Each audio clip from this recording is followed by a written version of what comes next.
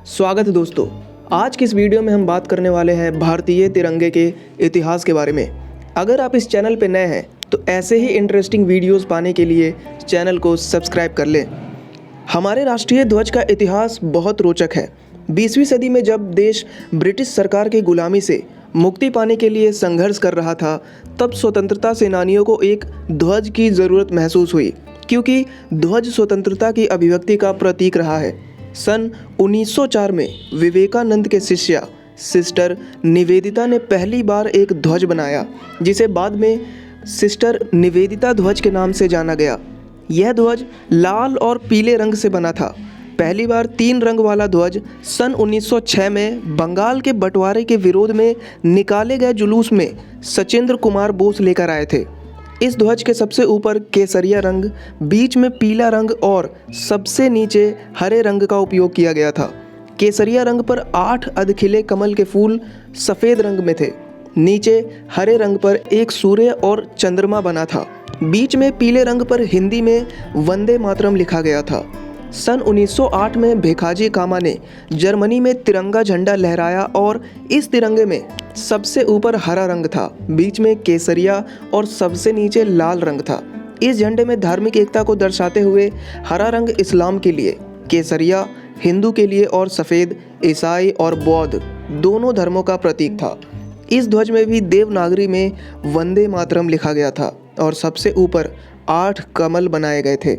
इस ध्वज को भिखाजी कामा, वीर सावरकर और श्यामजी कृष्ण वर्मा ने मिलकर तैयार किया था। प्रथम विश्व युद्ध के समय इस ध्वज को बर्लिन कमेटी ध्वज के नाम से जाना गया, क्योंकि इसे बर्लिन कमेटी में भारतीय क्रांतिकारियों द्वारा अपनाया गया था। सन 1916 में पिंगली वेंकैया ने एक ऐसे ध्वज की कल्पना की जो सभी भारतवासियों को एक सूत्र में बांध दे। उनकी इस पहल को एस.बी. बोमान जी और उमर सोमानी जी का साथ मिला और इन तीनों ने मिलकर नेशनल फ्लैग मिशन का गठन किया।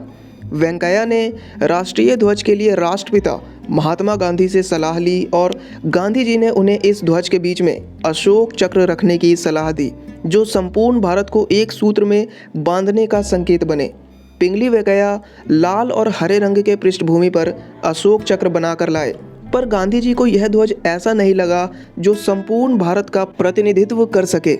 राष्ट्रीय ध्वज में रंग को लेकर तरह तरह के वाद विवाद चलते रहे। अखिल भारतीय संस्कृत कांग्रेस ने सन 1924 में ध्वज में केसरिया रंग और बीच में गदा डालने की सलाह इस तर्क के साथ दी कि यह हिंदुओं का प्रतीक है।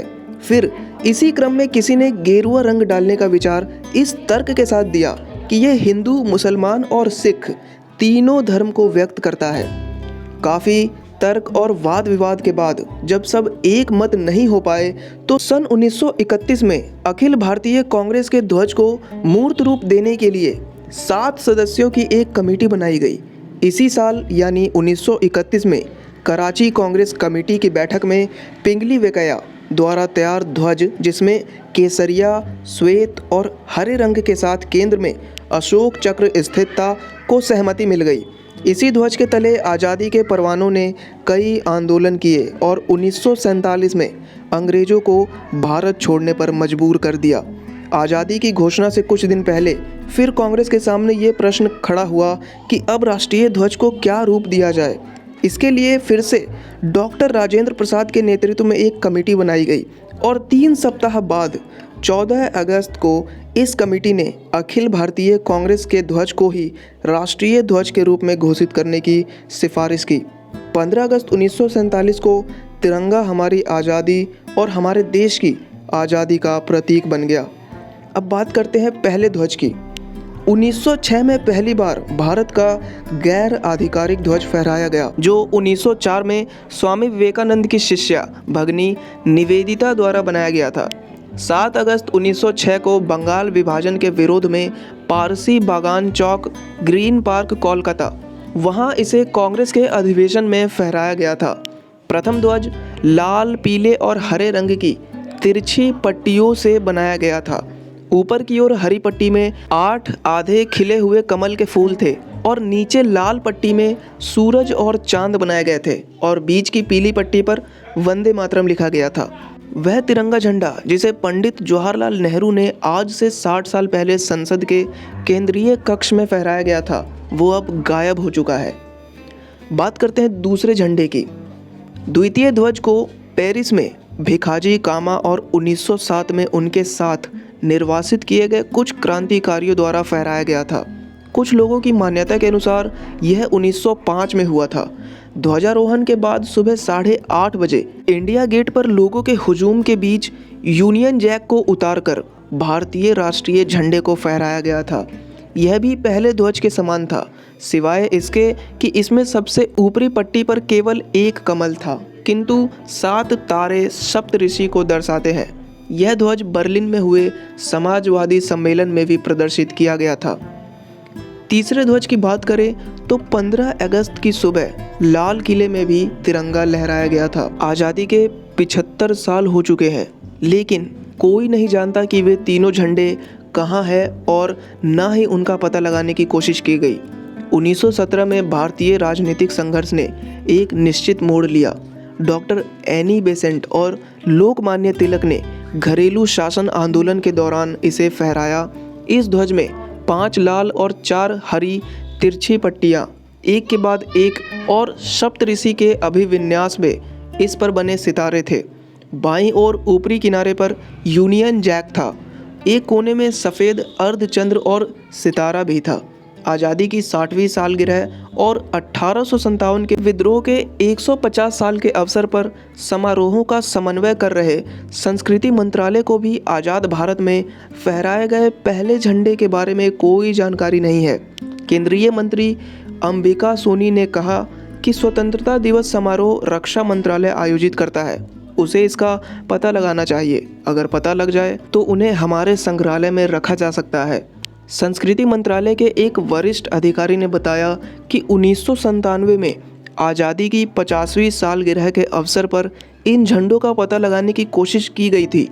मंत्रालय ने झंडों का पता लगाने के लिए रक्षा मंत्रालय को पत्र लिखा था, लेकिन कोई रिकॉर्ड नहीं होने से उसके बारे में कुछ पता नहीं चल सका। संसद अभिलेखागार के निदेशक फ्रैंक क्रिस्टोफर ने बताया, हमारे पास संसद से जुड़े कई स्मृति चिन्ह हैं, लेकिन 14 अगस्त की रात को फहराया गया झंडा नहीं है। अगर उसका पता लग जाए तो हम उसे अपने अभिलेखागार में रखना चाहेंगे। लोकसभा के महासचिव PDT आचार्य का कहना है कि कोई नहीं जानता कि सेंट्रल हॉल में पंडित नेहरू द्वारा फहराया गया तिरंगा कहाँ है, क्योंकि उसका कोई रिकॉर्ड उपलब्ध ही नहीं है। महात्मा गांधी के अनुसार हमारे लिए यह अनिवार्य होगा कि हम भारतीय, मुस्लिम, ईसाई, पारसी और अन्य सभी धर्म जिनके लिए भारत एक घर है, एक ही ध्वज को मान्यता दे और इसके लिए मर मिटे। तिरंगे के रख रखाव के नियम की बात करें तो फ्लैग ऑफ कोड इंडिया के तहत झंडे को कभी भी ज़मीन पर नहीं रखा जाएगा, उसे कभी पानी में नहीं डुबाया जाएगा और किसी भी तरह नुकसान नहीं पहुंचाया जाएगा। यह नियम भारतीय संविधान के लिए भी लागू होता है। कानूनी जानकार DB गोस्वामी ने बताया कि prevention of insult to national honour act 1971 की धारा के मुताबिक फ्लैग और संविधान का अपमान करने वालों के खिलाफ सख्त कानून है। अगर कोई शख्स झंडे को किसी के आगे झुका देता हो, उसे कपड़ा बना देता हो, मूर्ति में लपेट देता हो, शहीद जवान को छोड़कर किसी मृत व्यक्ति के शव पर डाल देता हो, तो इसे तिरंगे का अपमान माना जाएगा। तिरंगे की यूनिफॉर्म बनाकर पहनना भी गलत है। अगर कोई शख्स कमर के नीचे तिरंगा बनाकर कोई कपड़ा पहनता है तो यह भी तिरंगे का अपमान है। तिरंगे को अंडरगारमेंट्स, रुमाल या कुशन आदि बनाकर भी इस्तेमाल नहीं किया जा सकता है। अब बात करते हैं तिरंगे फहराने के नियम की। सूर्योदय और सूर्यास्त के बीच ही तिरंगा फहराया जा सकता है। फ्लैग कोड में आम नागरिकों को सिर्फ स्वतंत्रता दिवस और गणतंत्र दिवस पर तिरंगा फहराने की छूट थी, लेकिन 26 जनवरी 2002 को सरकार ने इंडियन फ्लैग कोड में संशोधन किया और कहा कि कोई भी नागरिक किसी भी दिन झंडा फहरा सकता है, लेकिन वह फ्लैग कोड का पालन ज़रूर करेगा। 2001 में इंडस्ट्रियलिस्ट नवीन जिंदल ने कोर्ट में जनहित याचिका दायर कर कहा था कि नागरिकों को आम दिनों में भी झंडा फहराने का अधिकार मिलना चाहिए। कोर्ट ने नवीन के पक्ष में ऑर्डर दिया और सरकार से कहा कि वह इस मामले को देखे। केंद्र सरकार ने 26 जनवरी 2002 को झंडा फहराने के नियमों में बदलाव किया और इसी तरह हर नागरिक को किसी भी दिन झंडा फहराने की इजाज़त मिल गई। तो भारतीय झंडे का इतिहास आपको कैसा लगा, प्लीज़ कमेंट करके हमें बताएं। और अगर वीडियो अच्छी लगी हो तो प्लीज़ वीडियो को लाइक करें और चैनल को सब्सक्राइब करें।